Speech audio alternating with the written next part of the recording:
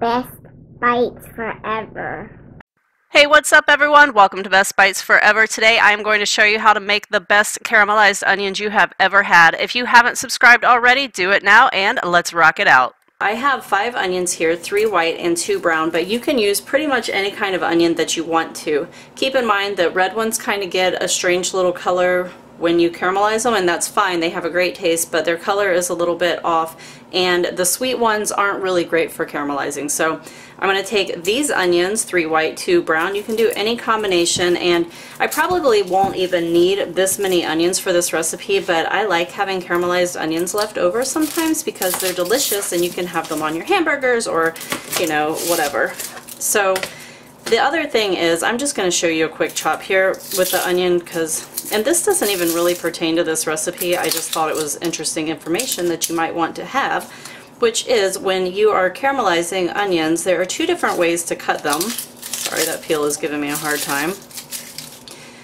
Okay, so you know, like when you go to a restaurant and you get French onion soup and the onions in your bowl are in those nice little like curly cues when they get on your spoon?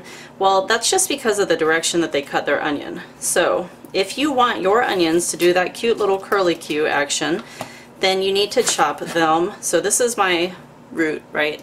Okay. So this direction, which is like how the lines go, you see the lines? Because you're not like taking away from their natural little structure, how they're grown.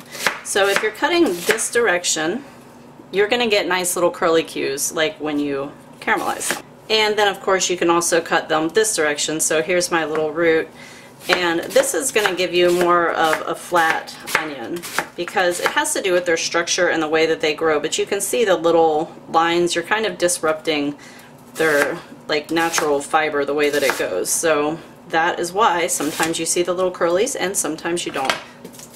So I just want to show you really quickly what I have going on here. I have my pan. It has about 3 tablespoons of butter. You could use olive oil also if you wanted to. And as I am chopping my onions, I'm going to be putting them on top of this butter once I get it melted, and I'm going to be doing a low heat to start. I'm not going to take it past like medium low the whole time I'm caramelizing, so keep that in mind for a second. But I want to throw one more tip at you while we're doing this. So over here to my cutting board, you'll notice that I've moved it, and I actually only had it on the counter for the video, but usually when I'm chopping onions, I do it over under my stove. I have a vent fan up here that you can't see, but here it is.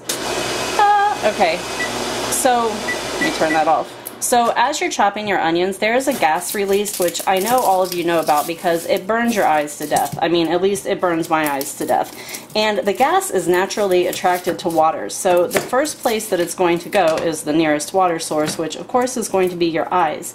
So the best way that I have found to keep onions from burning my eyes when I'm chopping them is just to go over to the stove and put my cutting board underneath the vent fan, turn the vent fan on before I start chopping, and all of those gases that normally would be burning my eyes go up into the air and out. So there's another little tip for you. I'm going to finish these onions up and I'll show them to you once I have them in the pan. So here are my lovely onions, and I have some salt in my hand, probably a teaspoon-ish. That's going to go into the pan. I'm also going to add a little bit of white pepper, and don't do what I'm doing and shake straight from the pepper thing because you should never do that, but I am doing it. I don't know, probably a 1/4 of a teaspoon or so. And then I just want to stir all of this up. Sorry, trying to get to a good position here. You can see my butter is melting a little bit. I have this on number 3 out of 10. I have a digital stove, so it's on like pretty low setting here. And I just want to get everybody coated in the butter and goodness and salt, and then I'm going to pretty much leave them alone for about 5 minutes and I'll come back and stir them again. So this is like 5-6 minutes later, and I just want to give it a nice little stir, and then I'll come back and check on it in about another 5 minutes.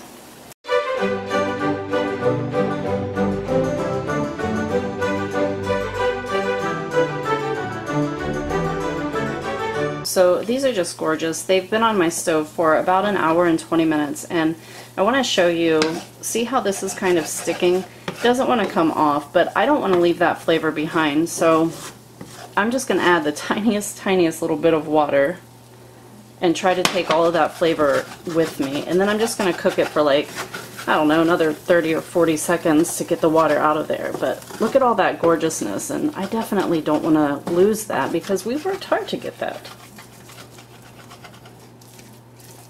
Also, if you don't happen to have, you know, an hour and 20 minutes to caramelize onions, I totally get that. And you can do this process in like 30 minutes. You're just not going to end up with the same results. So, you know, if you have that extra time, then take it. If you don't, you know, you can do it on a little bit higher of a heat, which is fine. But look at this end result. Look at the color. It's gorgeous. The flavor is amazing too, by the way. I tasted them. They're gorgeous. These are coming off of the heat now. I picked up that extra goodness that was in the bottom of the pan. It's going to just go right back onto them. That's a water-soluble sugar, by the way. That's why it just picked right up like that. So there they are.